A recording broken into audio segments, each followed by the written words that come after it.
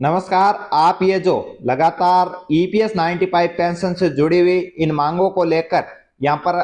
प्रत्येक नेता के द्वारा आश्वासन या फिर आप यहाँ पर है वो निश्चित बने रहे, आपके साथ है वो सकारात्मक निर्णय लेकर यहाँ पर आएंगे। ये बातें हमेशा सुनते हो, ये सुनने के क्या राज है, क्या इनमें दोगलापन है, राजनीति किस प्रकार है वो अपनी रोटियां सेक रहे हैं और ईपीएस 95 पेंशन धारकों के साथ लगातार झूठे वादे झूठे आश्वासन किया जा रहे हैं। उन्हें यहाँ पर ये झूठे आश्वासन देकर भरोसे रख रहे हैं। किसी प्रकार की कोई भी इनकी मांग पूरी करने के लिए कोई भी राजनेता प्रयास नहीं कर रहे हैं। वे सारे के सारे यहाँ पर है वो अपनी सरकार बचाने या फिर अपनी राजनीतिक रोटियां सेकने के लिए ये काम कर रहे हैं। ईपीएस 95 पेंशन धारकों के साथ में एक और बहुत ही बड़ा मौका है और मौके को आप यहाँ पर है वो ना छोड़े। अपनी मांग को यहाँ पर है वो लगातार आगे बढ़ाने के लिए 7/12/2023 को दिल्ली चलो रामलीला मैदान में ईपीएस 95 पेंशन धारकों के लिए बहुत ही बड़ा मौका और अवसर है। इसमें आप ज्यादा से ज्यादा संख्या में पधारे, क्योंकि राजनेता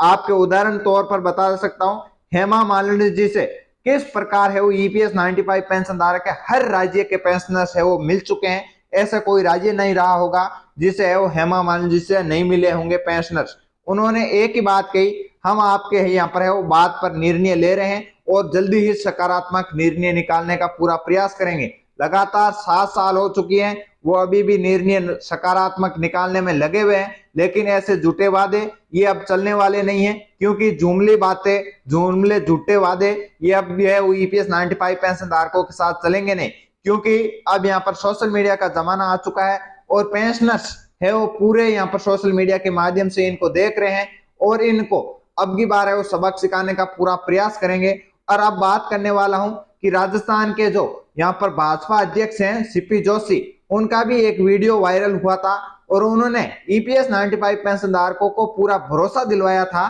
कि हम है वो आपके चुनाव से पहले यहाँ पर है वो राजस्थान चुनाव से पहले आपकी मांगे है पूरा करवाने का यहाँ पर 100% है वो वादा करता हूं कि आपकी मांगे वो पूरी हो जाएगी। लेकिन अभी तक उन्होंने कोई भी ऐसा विचार तर्क नहीं दिया और रोज मोदी जी के साथ फिरते हैं और उन्होंने कहा कि मैं मोदी जी से मिलके इस देश के है वो प्रधानमंत्री जी से मिलके जल्दी ही आपकी मांगों को यहाँ पर है वो पूरा करवाने का काम करूंगा। लेकिन वो रोज यहाँ पर है वो हर मंथ में है वो 4 से 5 बार है वो राजस्थान में मोदी जी को लेके आते हैं, उनको साथ बैठक करते हैं, रैलियां करते हैं, लेकिन ईपीएस 95 पेंशन धारकों की कोई भी सुनने को तैयार नहीं है। इसीलिए आपके पास अपने यहाँ पर है वो बात को पूरे जोर तरीके से अपनी बात को बुलंद करने के लिए आवाज को यहाँ पर है वो आप दिल्ली पहुंचे और अपनी मांगों को साथ पूरा प्रयास करें। ऐसे कई राजनेता है, उदाहरण के तौर पर आपको मैंने 2 बताए, लेकिन इन राजनेताओं की संख्या यहाँ पर कम नहीं है। इसे मैं बता दूं, आपने है वो श्री जेपी नड्डा जी को यहाँ पर है वो एक ज्ञापन लिखा था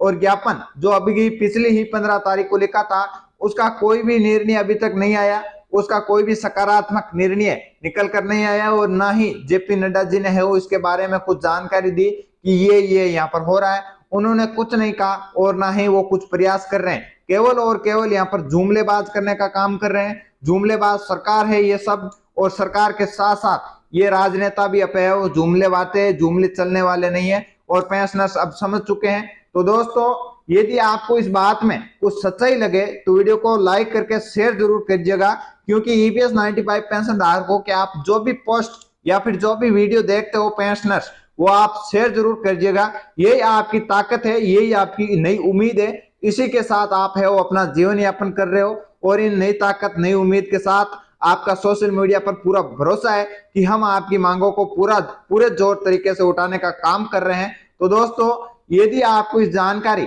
और इसमें कुछ सच्चाई लगे तो वीडियो को लाइक करके शेयर कर दीजिएगा और चैनल को आपने अभी तक सब्सक्राइब नहीं किया तो सब्सक्राइब करके बेल आइकन को ऑन कर दीजिएगा। सुनते रहिए लगातार ईपीएस 95 पेंशन धारकों से जुड़ी हुई लेटेस्ट छोटी बड़ी खबरों के लिए हमारे साथ जुड़िए। मिलते हैं एक नई कहानी नए अपडेट के साथ, तब तक के लिए जय हिंद, जय भारत, वंदे मातरम।